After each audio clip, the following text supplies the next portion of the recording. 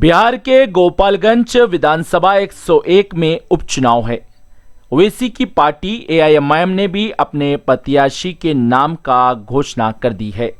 अब्दुल सलाम उर्फ असलम के नाम की घोषणा की है और आज एआईएमआईएम के कार्यालय हैदराबाद में असुद्दीन अवैसी की एआईएमआईएम पार्टी का बी फॉर्म सैयद मुश्ताक अहमद ने एआईएमआईएम के बिहार के प्रवक्ता आदिल हसन को हवाले कर दिया है और प्रत्याशी के नाम की घोषणा के बाद एआईएमआईएम के बिहार के अध्यक्ष और विधायक अख्तरुल ईमान ने भी असलम को मुबारकबाद दी और कहा कि एआईएमआईएम पूरी ताकत के साथ यहां पर मुकाबला करेंगी।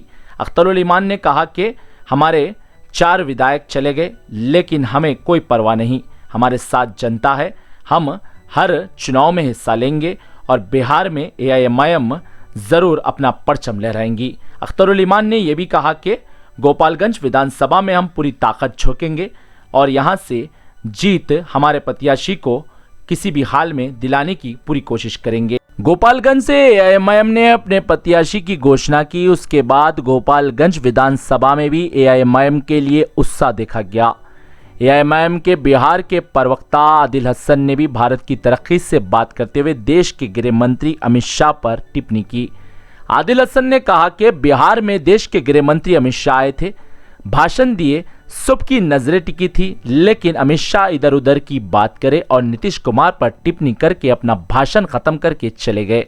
इन्होंने कहा कि सीमांचल का मसला हमेशा एआईएमआईएम उठाती है, चाहे वो लोकसभा रहो या फिर बिहार की विधानसभा रहो, लेकिन नीतीश जब बीजेपी के साथ थे जब भी सीमांचल का मसला कभी नहीं उठाया और आज राजद के साथ है तो भी खामोश है। राजद में कई मुस्लिम विधायक है, किसी भी मसले पर आवाज नहीं उठाते। सड़क से लेकर चाहे वो लोकसभा रहो या फिर बिहार की विधानसभा रहो, हमेशा एआईएमआईएम ही उठाती है। हमारे विधायक राजद में चले गए, राजद में जाने से इनका तो फायदा जरूर हुआ लेकिन जनता का तो फायदा नहीं हुआ, लेकिन हमें कोई फर्क नहीं पड़ा और आज हम यहाँ पर मजबूत है क्योंकि जनता हमारे साथ है। बिहार की जनता में एआईएमआईएम के लिए बहुत ही उत्साह है। हर चुनाव में एआईएमआईएम हिस्सा लेंगी और जनता बिहार की जरूर हमें आशीर्वाद देंगी। ब्यूरो रिपोर्ट, भारत की तरक्की।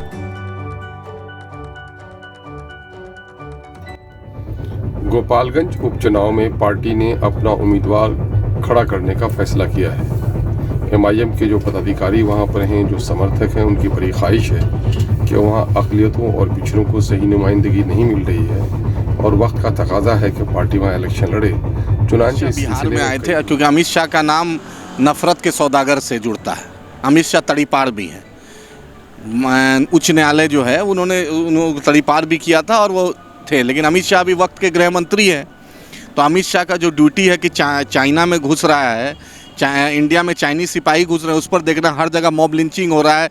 बिदर में आपने देखा मस्जिद में क्या किया गया, दूसरे जगह बिहार में गिरिडीह में, झारखंड में मस्जिद में जाके नौजवान क्या क्या मॉब लिंचिंग है, दूसरा फसादात है, तो उसको कंट्रोल करना है। तो अमित शाह वो डिपार्टमेंट सबको छोड़ के सिर्फ ईडी को कंट्रोल करना चाह रहे हैं, सिर्फ परेशान करना।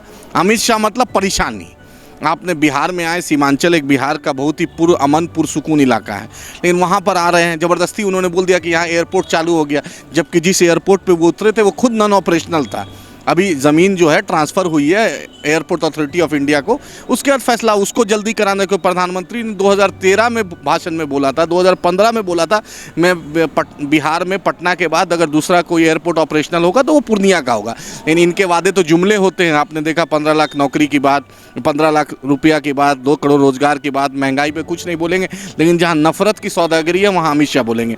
सीमांचल एक पीसफुल इलाका है। हम पूछते हैं कि बैरिस्टर असदुद्दीन ओवैसी साहब ने पार्लियामेंट में 371 का बिल लाया जो सीमांचल स्पेशल स्टेटस की बात थी, उस पर अमित शाह का क्या राय है? हम पूछना चाहते हैं जो बाढ़ की समस्या है सीमांचल का, उस पर अमित शाह क्या बोलेंगे?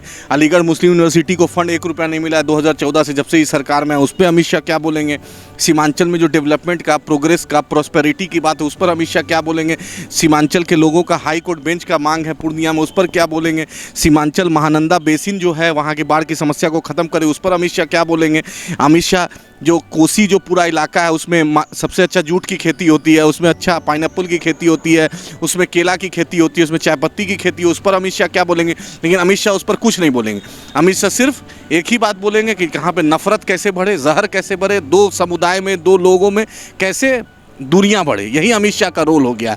जबकि देश के होम मिनिस्टर सरदार पटेल भी रहे हैं, देश के दूसरे और दूसरे भी होम मिनिस्टर रहे हैं। सुकून, होम मिनिस्ट्री का मतलब सुकून होता है। अमित शाह बतलाएं कि सीमांचल को उन्होंने क्या दिया और एयरपोर्ट कब ऑपरेशनल होगा और सीमांचल को क्या मिलेगा। नफरत की सौदागरी बिहार में नहीं चलेगी, देश में नहीं चलेगी। याद रखना चाहिए कि डिक्टेटर जो होते हैं उनका टेन्योर फिक्स रहता है। मोदी सरकार ना महंगाई पे बोल रही है, ना रोजगार पे बोल रही है, ना लोकल जो समस्या उस पर बोलिए, ना पीस, कम्युनिटी में पीस है उस पर बोलिए, सिर्फ नफरत। तो अमित शाह से मेरा ओपन ये है कि आप बताएं कि आप क्या करना चाहते हैं? सीमांचल को विकास कराना चाहते हैं कि विनाश कराना चाहते हैं? ये अमित शाह बताएं।